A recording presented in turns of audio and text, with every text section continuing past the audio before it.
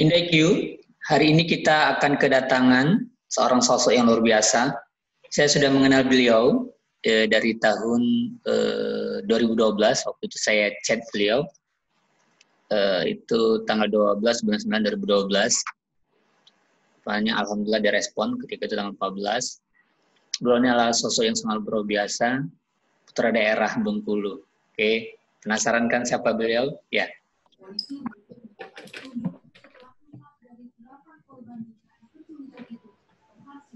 Assalamualaikum. Waalaikumsalam. Waalaikumsalam.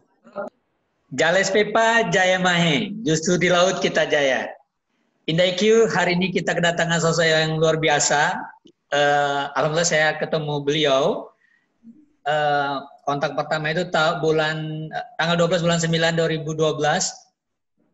Waktu itu waktu itu atas rekomendasi dari almarhum Prof. Mansur Hawab dan Profesor Mansudul Haq. Waktu itu saya konsultasi bahwa kamu Johan harus kontak yang bersangkutan karena sosok beliau luar biasa. Alhamdulillah langsung direspon waktu itu sama Prof. Chan, dan udah itu kontak lagi tahun 2014, terakhir 2018 ketemu langsung di kantor beliau dan diterima dengan luar biasa di Jalan Tamrin. Oke, sekarang udah ada bersama kita. Assalamualaikum, Prof.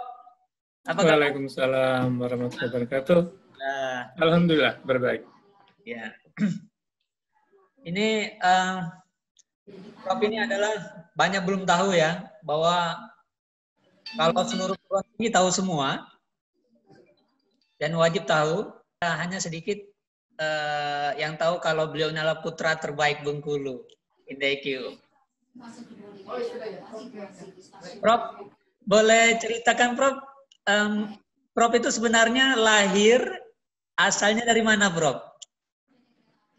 Oke, saya terlahir di dusun atau desa Pelajaran, dulu Kecamatan Kaur Utara dulu, masih bagian dari Kabupaten Bengkulu Selatan, tapi sekarang sudah menjadi Kabupaten Kaur. Desa kecil, dekat, tidak dilewatin dari jalan utama yang menghubungkan lintas Sumatera ke arah Lampung, tapi agak masuk sedikit. Disitulah saya dilahirkan. Wah, luar biasa. Prof, apa kabar Prof? Sehat? Alhamdulillah. Wah. Tapi dalam kondisi masih bekerja dari rumah, karena kondisi Jakarta masih lockdown untuk yang usianya udah di atas 45 tahun. Wah, oke. Kalau keluarga besar Prof di mana Prof sekarang Prof? Ya, orang tua masih di dusun di Padang Guci ya. Ini saudara-saudara sih sebagian besar masih di Padang Guci. Di Padang Guci. Oke. Di Prof? Jakarta hanya kita berdua. Saya sama adik paling bungsu. Oke. Prof, kalau dari keluarga berapa beradik, Prof? Kita 9 dan saya nomor 6. 9. Masya Allah. Dulu keluarga zaman dulu kan keluarga besar seperti itu. Oke. Berarti 2 di Jakarta dan sisanya itu di... Ya, sebagian besar ada yang di mana gitu ya, ada yang di dusun.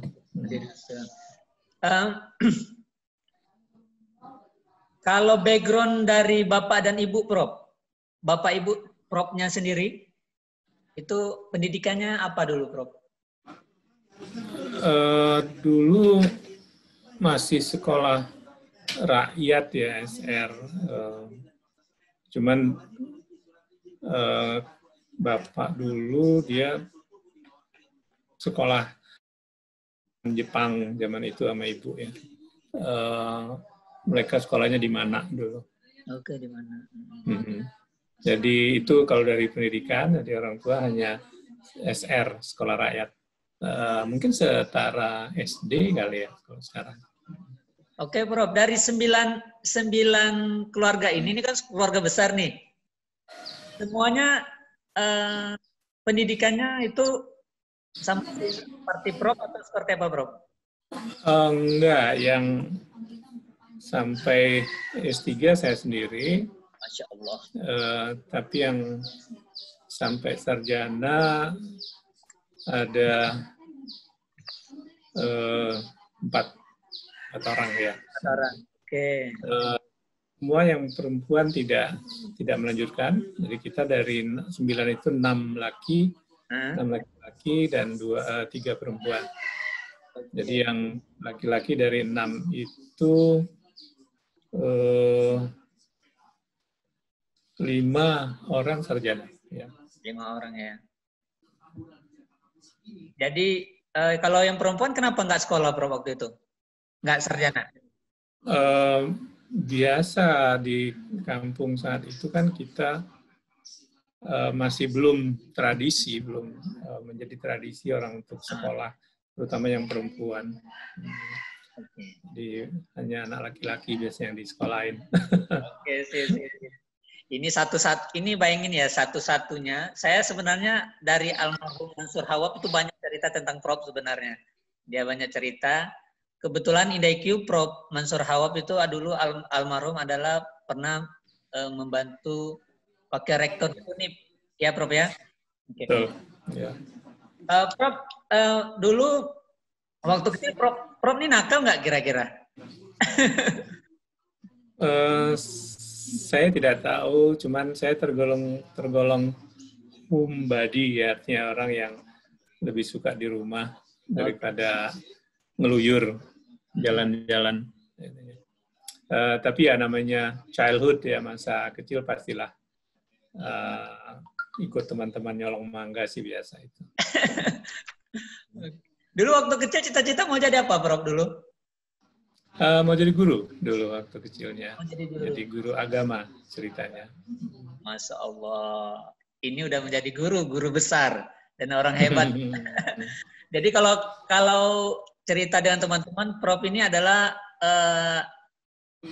di atasnya rektor. Jadi apa ya, rektor di atasnya rektor kali ya? Iya benar. Oke, Prof hobinya apa, Prof dulu waktu kecil? Tidak begitu jelas sih, karena biasalah di kehidupan di desa kan kita tidak terlalu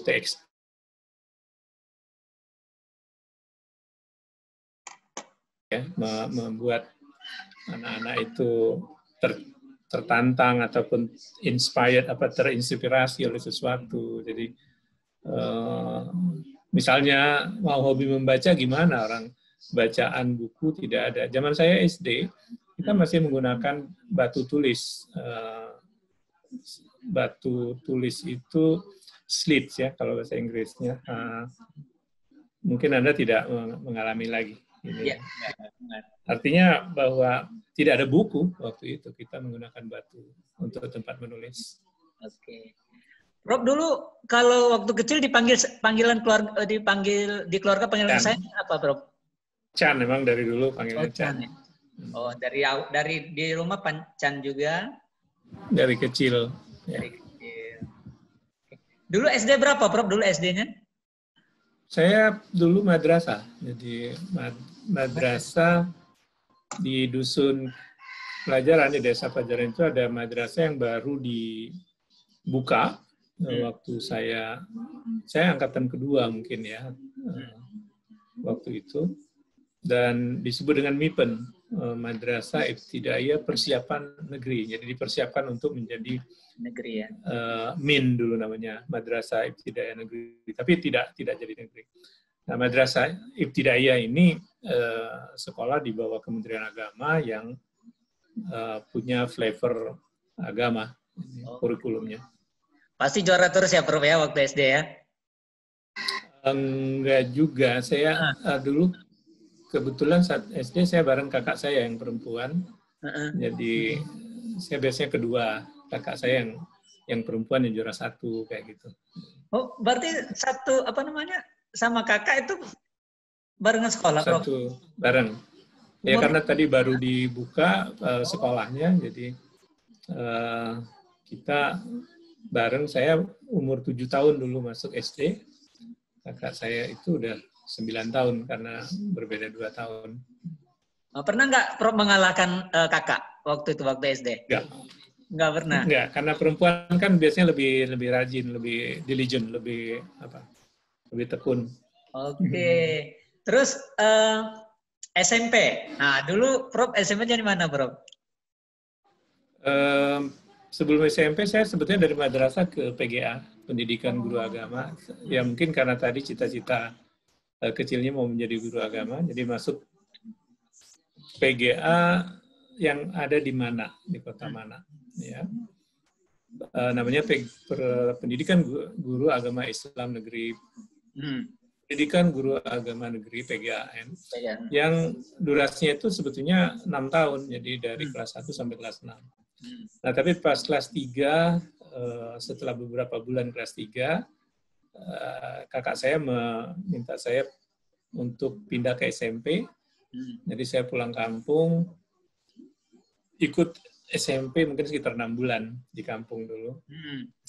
Kemudian ujian, namanya SMP Dharma. Itu di desa Tanjung Ganti, sekitar berapa ya, mungkin 7 kilometer dari dusun pelajaran, dari desa pelajaran, dan kita jalan kaki. Jadi benar-benar literally setiap pagi itu berjalan sekitar 7 kilo untuk pergi, dan nanti siangnya pulang ada 7 kilo.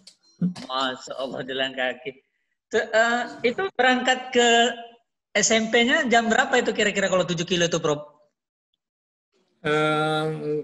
Mungkin sekitar jam 5:30 pagi ya, jadi atau jam 6 pagi lah. Kadang-kadang jam 5:30, kadang-kadang jam 6 pagi. Jadi masih agak gelap. Dan sering, itu kan lewat hutan dan sebagainya. Cuman ada teman, jadi kita bertiga satu desa, yang satu kelas itu ada 3 orang. Berarti SMP gimana prestasinya, Prof? Saya tidak terlalu ingat ya, artinya, tapi memang di SMP karena saya dari mana PGA gitu, jadi memang banyak hal-hal yang saya udah lebih tahu gitu daripada teman-teman yang di dusun. Oke. Setelah SMP, Prof masuk ke SMA. Betul. Jadi habis SMP saya masuk SMA Negeri 1 Manak.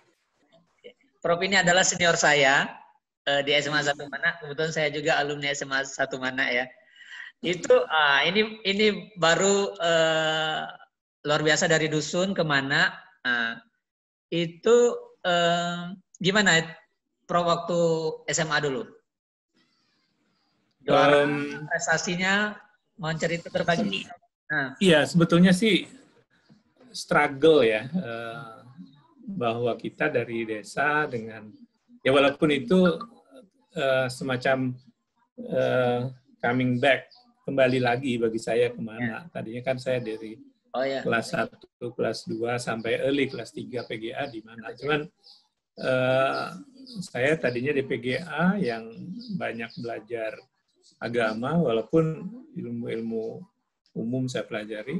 SMP hanya sekitar 6 atau maksimum 7 bulan gitu. Jadi saya harus catch up, mengejar ketertinggalan waktu masuk SMA. Bayangkan teman-teman satu kelas saya itu kan ada yang dari SMP 1 mana gitu ya, cukup banyak. Struggle mungkin di kelas 2, kelas 3 baru saya cukup bisa keep up lah, bisa mengikuti teman-teman. Jadi dulu waktu SMA ikut organisasi juga, Prof, waktu itu? Pramukanya itu sama utamanya sih pramuka yang saya ikuti itu, dan cukup senang saya, kita ke mana-mana berkemah dan seterusnya. belum banyak sih organisasi ataupun kegiatan ekstrakurikuler di zaman saya dulu. Satu hal yang saya tidak pernah bisa enjoy untuk itu adalah olahraga. Jadi kalau ada kegiatan olahraga, saya biasanya menjadi pelengkap penderita aja. Kenapa Prof nggak suka olahraga, Prof? Maksudnya nggak? I don't know, mungkin karena ya tidak ada prestasi, artinya bola kaki saya nggak bisa, bola voli juga nggak bisa, lari juga pasti kalah gitu kan. Tapi kalau di akademik nomor 1 ya? Iya kadang-kadang. Prof, jadi ketika SD, SMP, dan SMA itu kan di ini ya, SD di dusun ya, desa pelajaran, terus SMP sempat 3 tahun PGA tadi, terus balik lagi ke dusun, udah itu ke SMA, balik lagi ke mana, SMA 1 mana. Siapa guru Prof yang menginspirasi dari SD sampai SMA kayak gitu, yang kayaknya aduh betul-betul memberi pengaruh dalam hidup Prof kayak gitu? Ada nggak? Atau yang itu? Iya banyak sih, artinya bahwa semua guru-guru itu bagi saya memang orang-orang yang memberi motivasi, memberi inspirasi gitu ya. Cuman hanya menyebut sekian, artinya di antara yang guru-guru yang sangat menginspirasi itu memang ada beberapa yang membuat saya kagum atau amazed gitu ya. Kalau di SMP itu ada, memang udah saya lihat guru matematika itu seseorang yang kok bisa begitu gitu ya. Demikian halnya waktu di SMA, Pak Ngatijo itu guru matematika yang sangat inspiring gitu ya. Walaupun tentu saja guru-guru yang lain juga menurut saya sangat-sangat besar pengaruhnya dalam membentuk fondasi dalam dunia akademik saya. Ya, Johan kebetulan dengan Pak Ngatijo, Prof, masih sempat ketemu. Kalau nggak salah 2 tahun yang lalu, kalau nggak salah 1 tahun yang lalu berpulang ya. Mudah-mudahan Pak Ngatijo, mudah-mudahan husnul khotimah. Amin. Ya.